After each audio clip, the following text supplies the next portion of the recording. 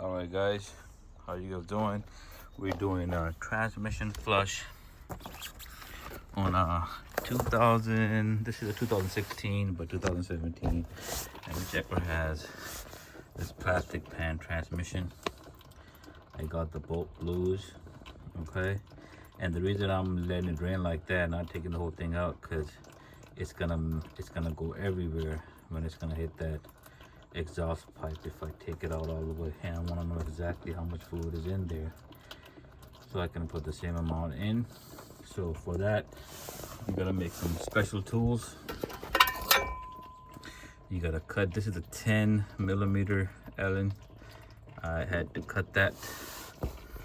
I had to cut that thing off, and because it won't fit in between the exhaust and the pan. Okay.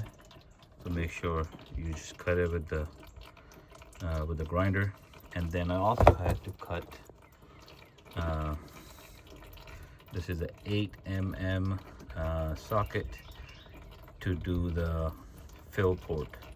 And always take off your fill port first, then your bottom drain bolt. Okay, so I cut that on. That fit perfect in there. Let me show you the fill port. Fill port is hidden right there. That right there is the fill port. That, so that's an 8, and on the bottom is a 10. So I'm just gonna let it drain because I want to put about same amount back that came out of it. Okay, so that's why I'm draining it like that, so I can get exact amount. And then you're supposed to heat up the fluid while the truck is running, and then refill more in there. Okay. So I'm just letting it drain, and I got the new fluid from the dealer and everything. You want to go dealer fluid, guys, or if you can find the dealer fluid, Mopar fluid online, order that, whichever way it is, but don't put aftermarket stuff in there.